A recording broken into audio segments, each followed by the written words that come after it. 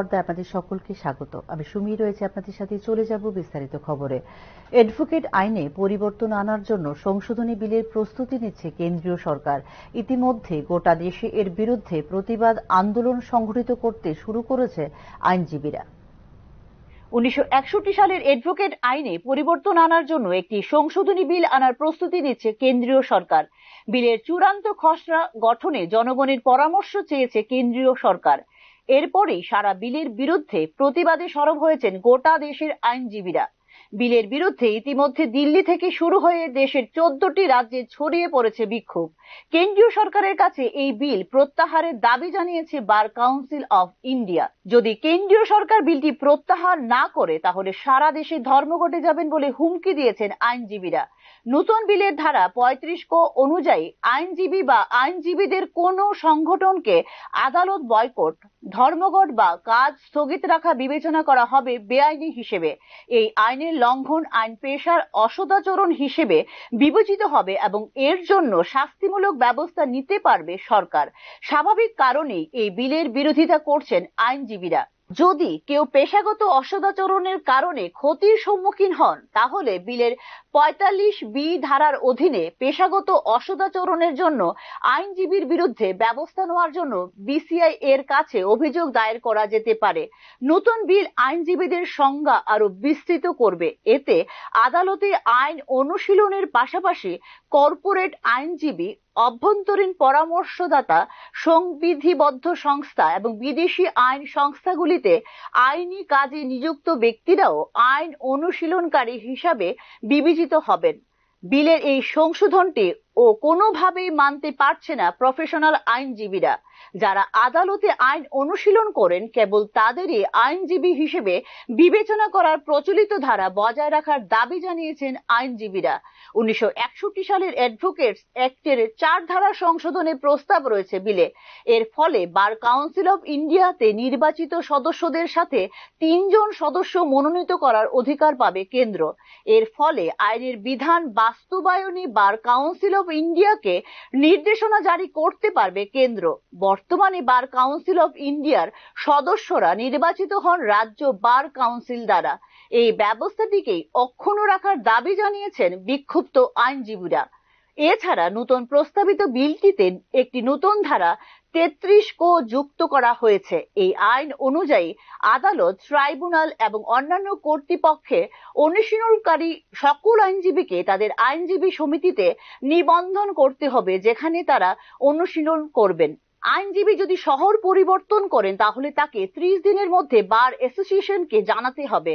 কোনো আইনজীবী একাধিকবার সমিতির সদস্য হতে পারবেন না। একজন আইনজীবীকে সমিতিতে কেবল একবারই ভোট দেওয়ার অনুমতি দেওয়া হবে। এটিকে তাদের স্বাধীনতা এবং ভোটাধিকারের উপর কেন্দ্রের হস্তক্ষেপ হিসেবে বিবেচনা করছেন আইনজীবীরা। সার্বিক বিষয় নিয়ে ইতিমধ্যেই বার কাউন্সিল অফ ইন্ডিয়ার সঙ্গে ধীরে ধীরে আন্দোলনে যুক্ত হচ্ছে দেশের সবকটি রাজ্যের বার কাউন্সিলও। Bureau report, news now. রাজ্যভিত্তিক চিন্তা দিবস উপলক্ষে শনিবার আগরতলা বাধারঘাট স্থিত রাইমা সুইমিং পুল এলাকায় স্কাউট এন্ড গাইড আয়োজিত অনুষ্ঠানে উপস্থিত ছিলেন রাজ্য সমাজ কল্যাণ ও সমাজ শিক্ষা দপ্তরের মন্ত্রী টিঙ্কু রায়। প্রতি বছর 22 ফেব্রুয়ারি গার্ল গাইড ও গার্ল স্কাউটের উদ্যোগে বিশ্ব চিন্তা দিবস সারা বিশ্ব জুড়ে উদযাপিত হয়। এরই অঙ্গ হিসেবে আগরতলা বাধারঘাট এলাকায় রাজ্যভিত্তিক চিন্তা দিবস পালিত হয়। রাজ্যের স্কাউট এন্ড গাইড সংস্থাটি প্রায় 36 বছর যাবৎ রাজ্য ক্রীড়া দপ্তরের অধীনে কাজ করছে। দীর্ঘদিন যাবৎ বাৎসরিক 12 লক্ষ টাকা বাজেটে সংস্থাটি কাজ করলেও বর্তমান রাজ্য সরকারের ক্রীড়া দপ্তর থেকে এই বাজেট আরো 20 লক্ষ টাকা বাড়িয়ে দেওয়া হয়েছে। বর্তমানে সংস্থার বাজেট 32 লক্ষ টাকা। রাজ্যের নতুন বাজেটে এই স্কাউট এন্ড গাইড সংস্থার বাজেট আরো বাড়ানো হবে বলে জানিয়েছেন রাজ্য ক্রীড়া দপ্তরের মন্ত্রী টিঙ্কু রায়।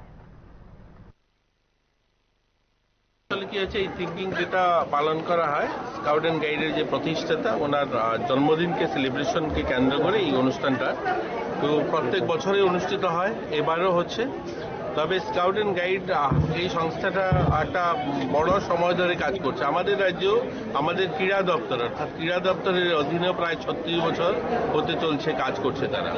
সীমিত খুব বাজেট ছিল এর আগে, জানি না কেন এটা হয়েছে, এই 36 বছর ধরেই এটা বাজেটটা যদি শোনেন আপনারা ভাবেন হয়তো যে স্কাউট অ্যান্ড গাইড কাজ কেন এত কম তাদের, মাত্র 12 লক্ষ টাকা বাজেট, অর্থাৎ 1 লক্ষ টাকা দিয়ে একটা দপ্তর পুরো বছর কাজ করবে। তাদের পোশাক, কোথায় যাওয়া, অ্যাওয়ারনেস, এটা খুব সীমিত ছিল। আমি কিছুদিন আগে এটাকে বাড়িয়ে 12 লক্ষ টাকা তো থাকবে, এডিশন আরো 20 লক্ষ টাকা আমরা স্যাংশন দিয়েছি, যে তাদের এখন বাজেটটা 32 লক্ষ টাকা। এবার আমরা নতুন বাজেট আছে সেটা বাড়াবো।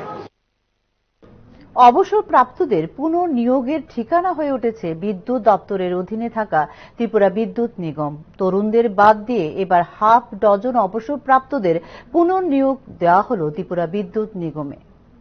রাজ্যের তরুণ প্রকৌশলীদের বাধ্য করে পুনর্নিয়োগের মেলা শুরু হয়েছে বিদ্যুৎ দপ্তরের অধীনে থাকা ত্রিপুরা বিদ্যুৎ নিগমে। ইতিমধ্যে অবসরপ্রাপ্ত এজিএম, ডিজিএম এবং সিনিয়র ম্যানেজারদের পুনরায় নিয়োগ করা হয়েছে নিগমে। গত বেশ কিছু কাল ধরে এই ধারা অব্যাহত থাকার কারণে তরুণ প্রকৌশলীদের নিয়োগ থেকে যাচ্ছে অধরাই। অবসরপ্রাপ্ত এজিএম স্তরের অফিসার কে এল দাস, মিতা সাহা ছাড়াও সিনি গুরুং, অবসরপ্রাপ্ত ডিজিএম উত্তম দেবনাথ, সিনিয়র ম্যানেজার অসীম ভৌমিক, সমীর দাস, দেবব্রত মজুমদার সহ একদল অফিসারকে অবসর গ্রহণের পর আবারও একবার নিয়োগ করা হয়েছে বিদ্যুৎ নিগমে। বিদ্যুৎ দপ্তরের জ্ঞাতসারে এই ধরনের কার্যকলাপ হচ্ছে বলে জানিয়েছেন সংশ্লিষ্ট তথ্যবিজ্ঞ মহল। বিষয়টি শুধু এখানেই শেষ নয়, বিভিন্ন অভিযোগে দপ্তরে তদন্ত চলছে এমন লোকদেরও এক্ষেত্রে পুনর্নিয়োগ করা হয়েছে বলে জানিয়েছেন বিদ্যুৎ দপ্তরের একাংশ কর্মী। বিভাগীয় পর্যায়ে তদন্ত চলাকালেও পুনরায় নিয়োগ করার পেছনে কি রহস্য আছে এ নিয়ে প্রশ্ন তুলেছেন বিদ্যুৎ দপ্তরের নিষ্ঠাবান কর্মীরা। এসব পুনর্নিয়োগের ফলে একদিকে বিদ্যুৎ নিগমের ভেতরে পদোন্নতির সুযোগ সংকুচিত হয়েছে, পাশাপাশি নতুন নিয়োগেরও সুযোগ হয়ে গেল বন্ধ। পদোন্নতির আশায় থাকা নিগমের অফিসারদের সাধের গুড়ে বালি দিয়েও এ নিয়ে উচ্চবাচ্য করার তারা সাহস পাচ্ছেন না অদৃশ্য শক্তির হুমকির চাপে। একদিকে রাজ্যে বেকারত্বের চাপ, ক্রমশ সংকুচিত হয়ে যাচ্ছে সরকারি চাকুরির দরজা, তার মধ্যে যেটুকু সুযোগ তৈরি হয় সেখানেও অবসরপ্রাপ্তদের নিয়োগের ফলে কার্যত তরুণদের নিয়োগের পথও হয়ে যাচ্ছে সংকুচিত। এ নিয়ে চাকুরি প্রত্যাশীদের মধ্যেও দেখা যাচ্ছে প্রচন্ড ক্ষোভ। এমনিতেই পরিষেবা নিয়ে বিস্তর অভিযোগ রয়েছে রাজ্য বিদ্যুৎ দপ্তর এবং বিদ্যুৎ নিগমের বিরুদ্ধে। ভোক্তাদের মধ্যে রয়েছে অসন্তোষ। বিদ্যুৎ নিগমের তৃণমূল পর্যায়ে যেমন ইঞ্জিনিয়ারদের প্রচন্ড অভাব রয়েছে, তেমনি উপরের দিকেও রয়েছে বিভিন্ন পদ খালি। এসবের প্রভাব পড়ছে পরিষেবার মধ্যে। যে পরিমাণ ইঞ্জিনিয়ার গত 7 বছরে অবসরে গেছেন, তাদের শূন্যস্থান সবটা পূরণ হয়নি। এই অবস্থায় চাকরি প্রত্যাশী তরুণদের নিয়োগের সুযোগ না দিয়ে অবসরপ্রাপ্তদের পুনর্নিয়োগ নিগমের ভবিষ্যতের জন্য কতটা ঠিক হচ্ছে প্রশ্ন উঠছে তা নিয়েও। বিদ্যুৎ দপ্তর এবং বিদ্যুৎ নিগমে 550-র উপর ইঞ্জিনিয়ার, হেল্পার সহ বিভিন্ন স্তরে সরাসরি নিয়োগ হয়েছিল গত প্রায় 1 দশক আগে। এরপরে আর নিয়োগ হয়নি কর্মী। এই সময়ে আউটসোর্সিং এর মাধ্যমে কিছু লোক নিয়োগ করা হলেও কাজের নিরাপত্তা না থাকা এক্ষেত্রে পড়ছে নেতিবাচক প্রভাব। তার উপরে আবারও এক প্রস্তাব পুনর্নিয়োগ বিক্ষুব্ধ চাকরি প্রত্যাশীরা। Bureau report, news now. দীর্ঘদিন যাবৎ পানীয় জল ও রাস্তা সংস্কারের জন্য স্থানীয় পঞ্চায়েতে অভিযোগ জানানো সত্ত্বেও কোনো পদক্ষেপ গ্রহণ না করায় শনিবার পথ অবরোধ করেন চুড়াইবাড়ি পূর্ব পঞ্চায়েতের 3 নম্বর ওয়ার্ডের ভৈরব বাজার এলাকার লোকজন। পরবর্তী সময়ে স্থানীয় পঞ্চায়েত ও শাসক দলীয় নেতাদের প্রতিশ্রুতিতে রাস্তা অবরোধ মুক্ত হয়। দীর্ঘ প্রায় 5 বছর যাবৎ চুড়াইবাড়ি পূর্ব পঞ্চায়েতের 3 নম্বর ওয়ার্ড এলাকায় পানীয় জলের তীব্র সমস্যা ও রাস্তাঘাটের বেহাল দশার কারণে জনজীবন বিপন্ন হওয়ার উপক্রম। রাস্তার ভগ্নদশার কারণে যাতায়াতের সময় এলাকার লোকজন প্রতিনিয়ত দুর্ঘটনাগ্রস্ত হন। স্থানীয় পঞ্চায়েত ও শাসক দলীয় নেতাদের কাছে পানীয় জলের সমস্যার সমাধান ও রাস্তা সংস্কারের জন্য বারংবার দাবি জানানো সত্ত্বেও সংশ্লিষ্ট ব্যাপারে শুধু আশ্বাস ছাড়া কিছুই জোটেনি। নির্বাচনের পূর্বে প্রতিশ্রুতির বন্যা বয়ে দিলেও নির্বাচন ফুরিয়ে গেলে নেতা বাবুদের দেওয়া প্রতিশ্রুতি তিমিরেই রয়ে যায়। বর্তমান শুখা মরশুমে এলাকার জলের উৎসগুলোর জল শুকিয়ে গেছে এবং পানীয় জলের উৎস ভেঙে এলাকায় তীব্র জল সংকট দেখা দিয়েছে।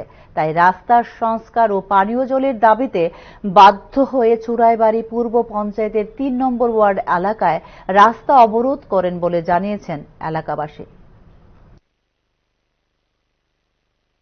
সুরাইবাড়ি 3 নম্বর ওয়ার্ড গৈরবপাড়া।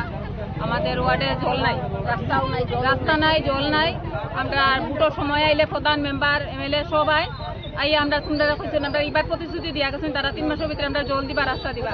আজকে দীর্ঘদিন থাকার পরেও আমরা অপেক্ষা করতে করতে আমরা বৃষ্টি নাই, আমরা জল নাই, ফুলাফান লইয়া আমরা সমস্যা হয়, পুকুরে ঘুরে খেয়ে জল নাই, সবার বাড়ি বাড়ি কুয়া আছে, জল নাই, রাস্তা নাই। তারা আমরা জলের যত সময় আমরা জলের না দিছে তত সময় আমরা রাস্তা অবরোধ করব, আমরা রাস্তা খুলতাম না। এখনকার মতো সংবাদ এই পর্যন্তই। পরবর্তী সংবাদ দেখতে চোখ রাখুন নিউজ নাও এর পর্দায়। নমস্কার।